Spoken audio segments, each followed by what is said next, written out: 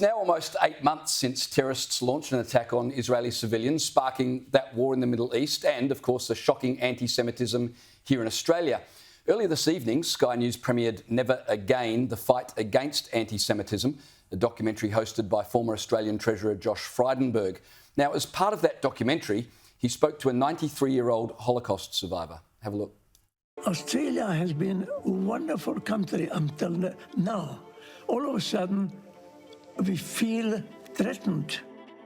And it's not just the younger Jewish generation. 93-year-old Holocaust survivor Egon Sonnenschein lives in Sydney. He's endured the very worst of anti-Semitism, and he's extremely alarmed at its resurgence. Do you feel scared?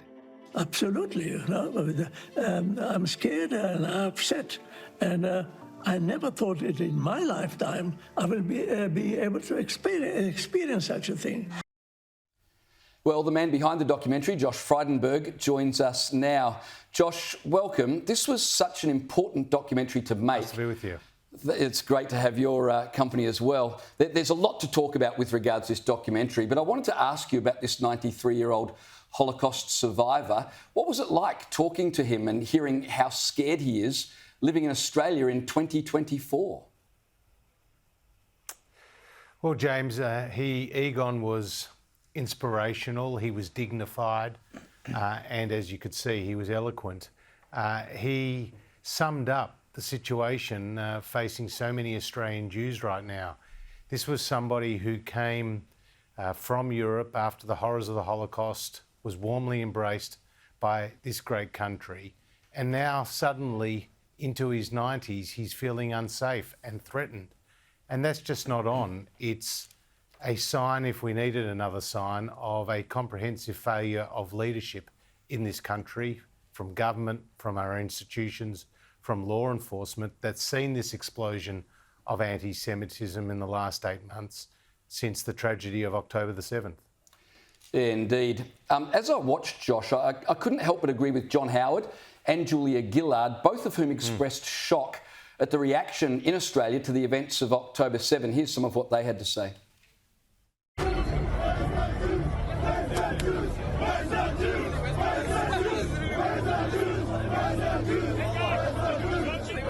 You know, I thought I'd never hear words like "where are the Jews" or "where are, gas the Jews," whatever the words. They were words of hate.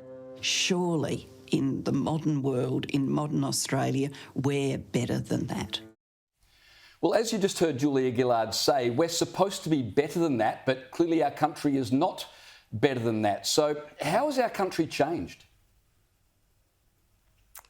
Well, I think it's fair to say everyone's been shocked by the events in Australia since October the 7th. And who would have thought that after the massacre of 1,200 innocent people in Israel, the burning of bodies, the beheading of people, the rape, the torture, would people in this country, outside our national icon, the Sydney Opera House, would be celebrating just hours after those events and well before Israel had even begun its attempt to rescue its hostages from Gaza.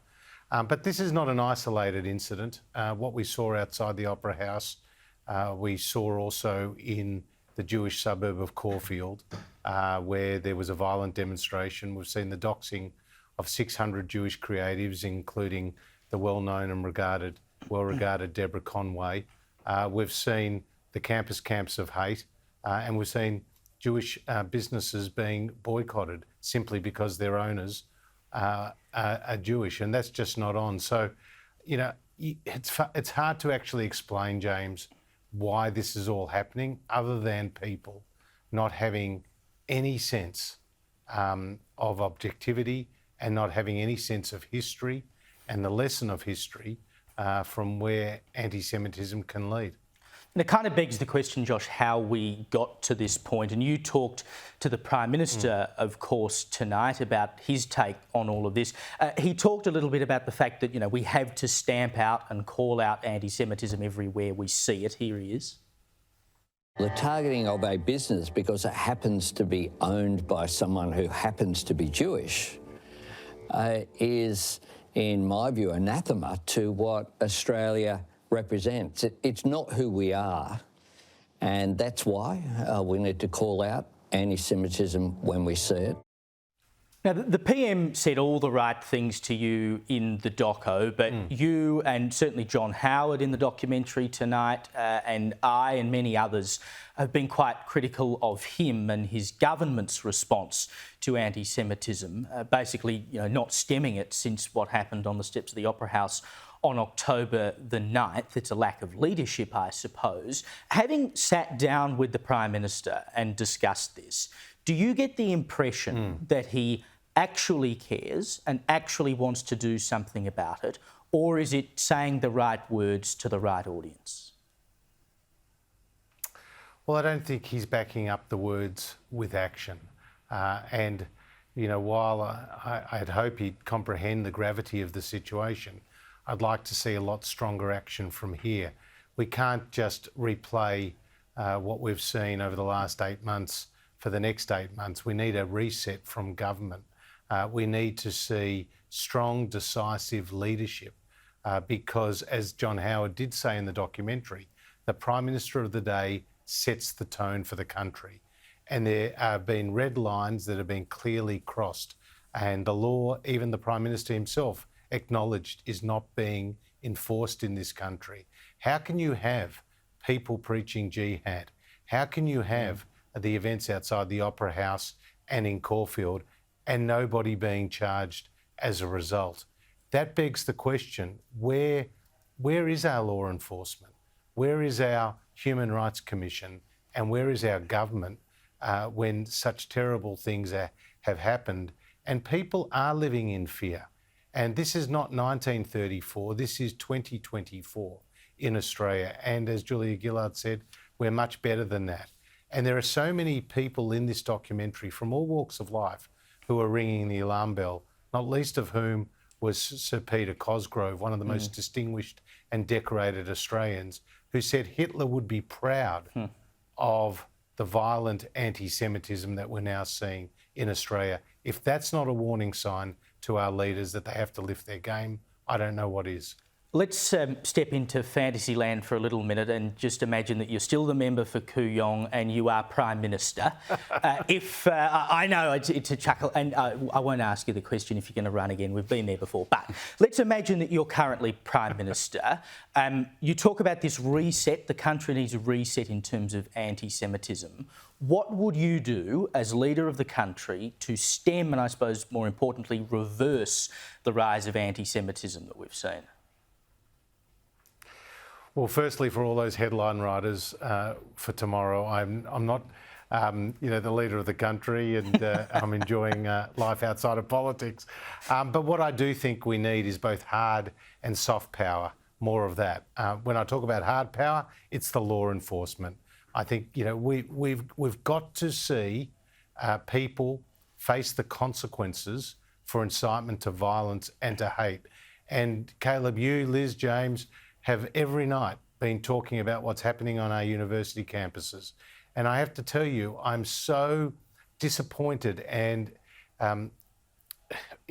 by the failure of our university leadership, chancellors and vice-chancellors, to actually take the moral high ground and to actually take on the mob which cannot be appeased on these campuses. So I'd like to see people who say from the river to the sea, Palestine to be free. I would like to see them pay to face sanctions, to face the consequences of that statement, because that statement is calling for the abolition of the State of Israel. And with respect to soft power, I'd like to see more education, because clearly there's a gap, particularly with our young people, in their understanding, with their comprehension, with their knowledge of World War II, of the Holocaust, and indeed of the history of the Middle East.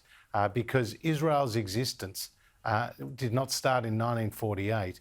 It goes back thousands of years from a Jewish connection to the State of Israel. And you can see that in the Western Wall there.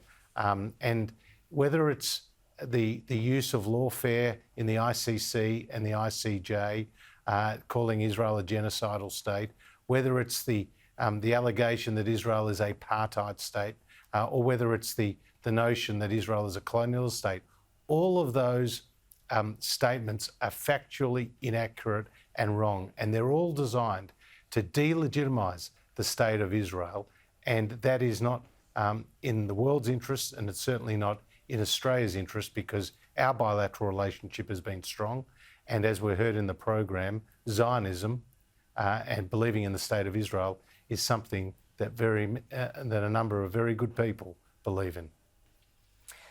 Josh, the documentary effectively knits together many of the instances of Jew hatred in Australia since October 7. You asked the Prime Minister whether we need our incitement laws, to be beefed up, given they're proving useless. For those viewers at home who didn't hear what he had to say in reply, here he is. One of my concerns is that there are laws there that I don't think have been implemented.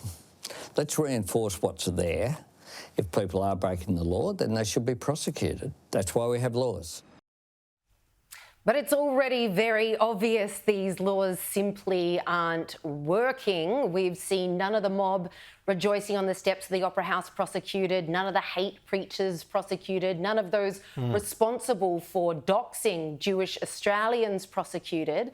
What do you make of the inaction of our state and federal governments, given these laws were literally created for such a time as this? Well, I think the lack of law enforcement, Liz, has been a green light to the mob, as you say, which cannot be appeased.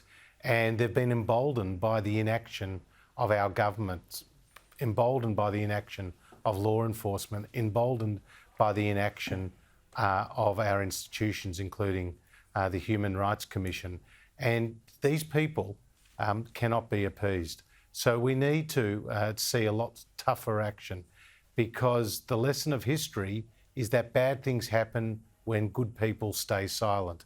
And turning the other cheek, hoping this will all go away, is not good enough. It's certainly not good enough for the many, many Jewish Australians who are feeling unsafe and fearful here in Australia. Josh, I just got to ask you, obviously in the course of filming the documentary you became quite emotional. We saw tonight that you cried at one person's story. You would be more aware as a member of the Jewish community than many of us exactly how bad things are. But were you in any way almost shocked to discover some of the stories you heard and to learn exactly how bad it was from some other people's perspectives? Certainly, when I spoke to Maggie and Josh, who owned this gift shop in Thornbury in Melbourne, and I heard about the death threats against their 5-year-old, which followed Josh being doxed. He's also a musician, and their shop being vandalised, and the personal trauma and pain and hate that was directed towards them. That is just simply unacceptable, and you could only, feel their pain when you met with them, and that was what opened the floodgates to the emotion and to the tears. And judging by the response of tonight's documentary, many Australians have felt the same way watching what happened. And you also referenced, Caleb, talking to the Holocaust survivors. They were so inspirational, and they had this inner strength. But they also had fear. And to hear them have fear in their late 90s is again another sign that what has happened in Australia is just not on, it's un-Australian, and it needs to stop. Josh, just going back to the non-enforcement of hate speech laws, we've seen police arrest supporters of Israel who've done nothing wrong for their own safety, of course, rather than arrest the pro-Palestinian protesters. I was at a pro-Palestinian rally and I asked a police officer, if someone started yelling out, "Kill the Jews," would you arrest them? And he thought for a moment, he said, "I'd check with my superior first," which made me think, is the failure to enforce these laws an issue of fear, that authorities are afraid if we start arresting people for stuff like this, there's just too many people who feel that way and we're going to have a riot on our hands? Well, I think the best indication of that view is from our university chancellors who have sought to negotiate with these people who have set up these encampments and taken over buildings at Sydney and Melbourne and elsewhere. That is just a sign of weakness. And weakness is provocative, and it certainly emboldens the mob. You can't negotiate with these people. And our leaders at our universities should not be afraid to use law enforcement when people are breaking the law. And to listen to Mark Scott, who's the Vice-Chancellor of Sydney University, who simply just doesn't get it, to hear him say people can walk around the encampment, or this is just an example of free speech, and draw an analogy with the Vietnam War protests or protests on nuclear disarmament, that just misses the point altogether. And what is more, he also said, bringing in the police in the United States increased anti-Semitism. I mean, that's an inversion of the truth, of the facts. The reality is the police were brought in to the US campuses because they became crime scenes, because people had taken over buildings violently. This is why we do need to use law enforcement, because the law has been broken, and it's been broken by an unruly mob who have had the upper hand for too long, since October the 7th. Well, Josh, thanks so much for your time, and congratulations again on a brilliant documentary. I highly recommend that you at home, if you've not yet seen it, that you must watch it. So to stream the full documentary and extended interviews from Never Again, the Fight Against Antisemitism, you just need to visit skynews.com.au or download the Sky News Australia app.